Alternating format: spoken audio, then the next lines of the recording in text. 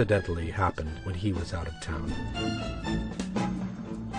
Sure, we talk about tax cuts. You can talk about it at the next event. Different elements seem to support this theory. I'm a Booker Elementary School. First of all, the fact that the Secret Service, who are in charge of the president's safety, allowed Bush to remain in the school for over half an hour after the second tower in New York had been hit. The second plane is in the second tower. At that point, the president had clearly become a possible target, and the duty of the Secret Service was to remove him immediately from a place where everybody knew he was at the time. He was made aware that the first jetliner was struck. However, no one seems to have worried about his safety, nor about the children at the school, or the school's personnel around him. It was as if someone within the Secret Service knew that the school was not going to be a target. May God bless the victims, their families. Furthermore, when Bush tried to get back to Washington, the White House gave warning that Air Force One was the next target, forcing the pilot of the presidential plane to a hurried, spectacular takeoff. This is Air Force One departing Sarasota, Florida. Yes, it's 907. The journalists traveling with the president later commented, "It was like a rocket. For a good 10 minutes, it kept climbing almost vertically." This is Ann Compton with a pool report. I am with the president. As Bush was frantically trying to communicate with Dick Cheney, the lines with the White House kept cutting off. Frustrated, the president pounded on his desk, shouting, "This is inexcusable. Get me the vice president." After a stop in Louisiana, Air Force One landed in a military base in Nebraska. From here, the president and his staff were transferred to an underground bunker, where they remained locked up for the rest of the afternoon. After these multiple detours, President Bush was able to return to Washington only in the evening, when all the major decisions had already been made. It was later found that the threats to Air Force One never existed. Thus begins to form a picture of a president unaware of the facts, and somehow held hostage by the neocons who were effectively in charge throughout the whole day. At the White House was Vice President Cheney. At the Pentagon, Secretary of Defense Rumsfeld, and next to him his deputy, Paul Wolfowitz. It is a shell game. This is what Michael Ledeen, one of the most influential neoconservatives, had to say about the presidency of George W. Bush. All right, so he became president, but he didn't know why. And on September 11th, he discovered why.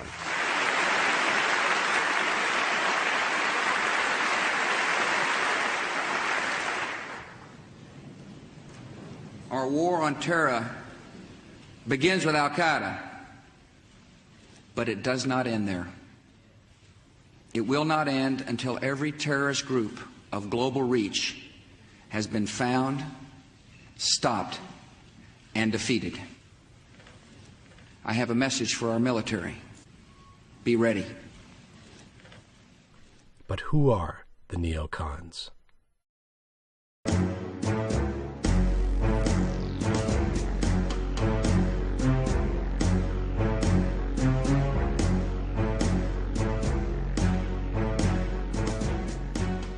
The neoconservative school of thought can be traced to the University of Chicago's Professor Leo Strauss, who began enunciating its principles by the end of the 60s.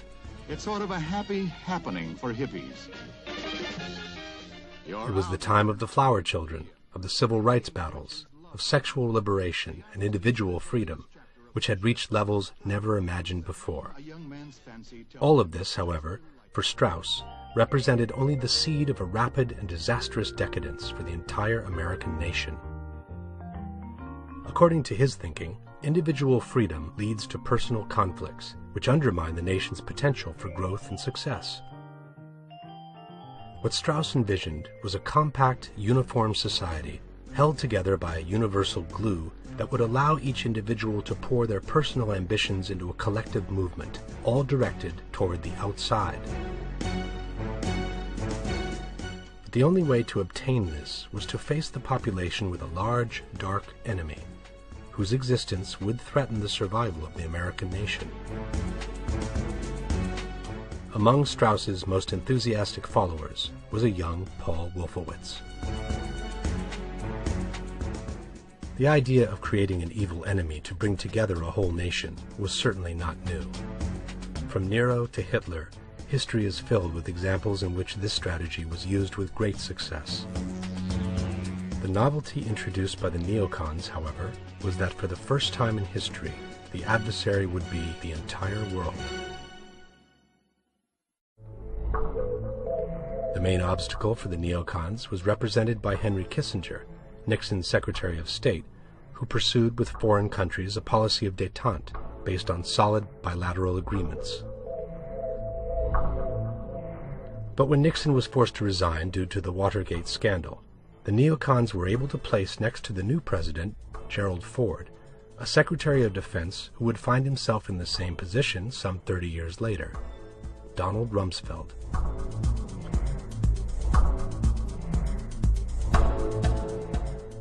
Another neocon who was able to take advantage of the situation was Dick Cheney, who became Chief of Staff for the new president. Thus, the White House started to become a familiar territory for these men, who envisioned a strong America that imposed its rule to the rest of the world and led the other nations in the eternal fight of good versus evil.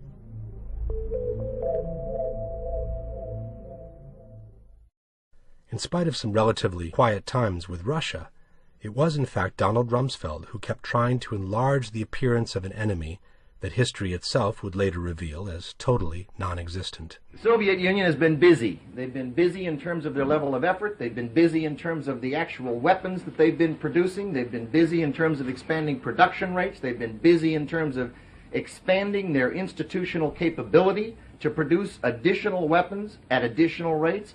They've been busy in terms of expanding their capability to increasingly improve the sophistication of those weapons. Year after year after year, they've been demonstrating that they have steadiness of purpose, that they're purposeful about what they're doing.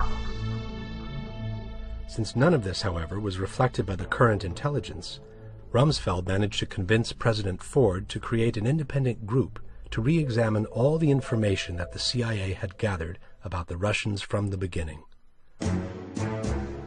The group was called Team B, and it was put under the direction of the neoconservative Richard Pipes, who took under his wing a young and enthusiastic Paul Wolfowitz. Team B's true purpose was to manipulate the CIA's original intelligence with the intent of presenting the Soviet Union as a truly evil nation, equipped with the most powerful secret technology, whose only intent was to annihilate the United States.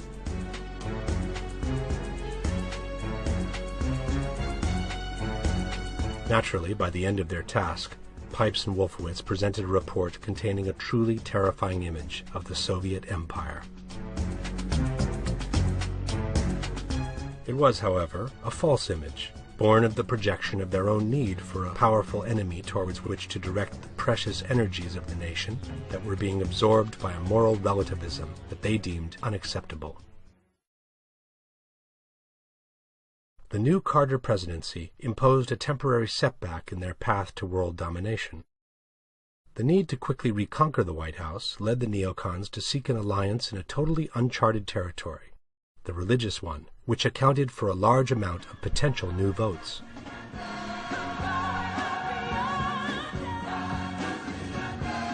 Traditionally, the leaders of the different Protestant denominations had kept their flocks away from politics, a world they considered immoral and corrupt. But the fear of falling under communist rule, which would have also brought atheism along, was apparently sufficient to provide the basis for a historic alliance that has lasted ever since. I'm sick and tired of hearing about all of the radicals and the perverts and the liberals and the leftists and the communists coming out of the closets. It's time for God's people to come out of the closets, out of the churches, and change America. We must do it. Ronald Reagan won the 1980 election by a landslide. And at that point, the neocons felt they had the right to claim some important positions in the new administration. Paul Wolfowitz became the head of external relations for the White House, while a friend of his from the times of Strauss, Richard Pearl, was appointed Deputy Secretary of Defense. But the great enemy they were seeking was in the meantime collapsing under the weight of internal divisions and corruption.